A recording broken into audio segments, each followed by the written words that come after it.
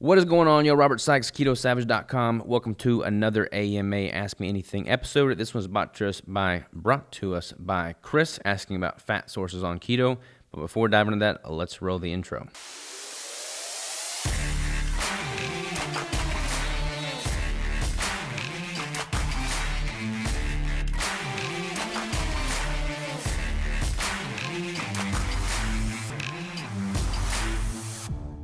All right, we are back. So Chris says, excluding the obvious, dairy, steak, ground beef, Keto Bricks, what are the best sources of fat on the ketogenic diet? So obviously a ketogenic diet is going to be comprised of higher dietary fats than a standard American diet or a low-fat diet or a vegan diet, most likely. So what are some good quality fat sources there? Obviously, you want to avoid the heavily processed, hydrogenated oils that are likely going to cause some increased inflammation. Those aren't even food to begin with. If you look at the processing that's involved in those, they have to deodorize it because it's so rancid you wouldn't be able to even consume it because you couldn't get it past your nose because it stinks. That's why they deodorize it. So you don't want to eat those fats. Those are like the fats that are, the vegetable oils, the canola oils, the rapeseed oils, soybean oils, all that stuff.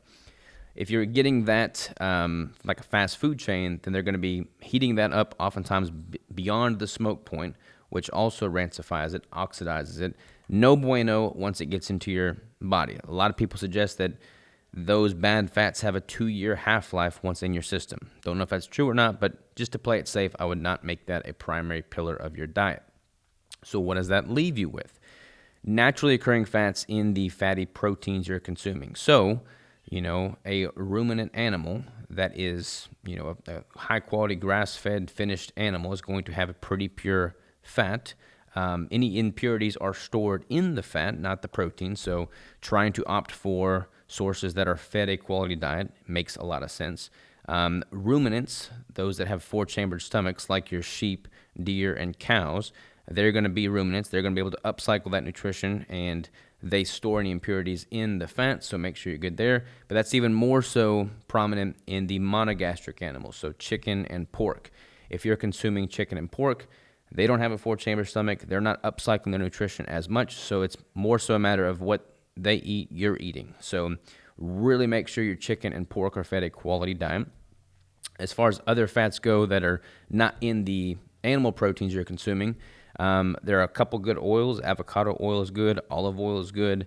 And there are a lot of other options that are less common, like duck fat. I love duck fat. I love lard. I love ghee.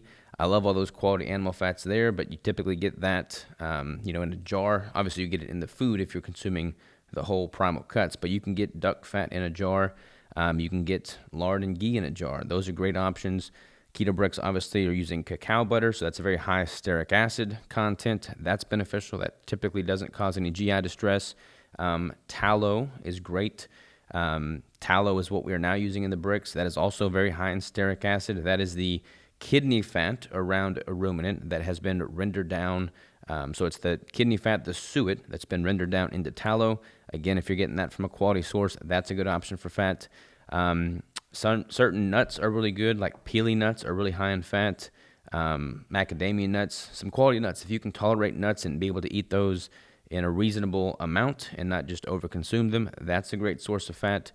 Some of the dairy options like whole fat milk, whole fat yogurt, whole fat cream, those are good options. So yeah, there's all kinds of opportunities for quality fat sources.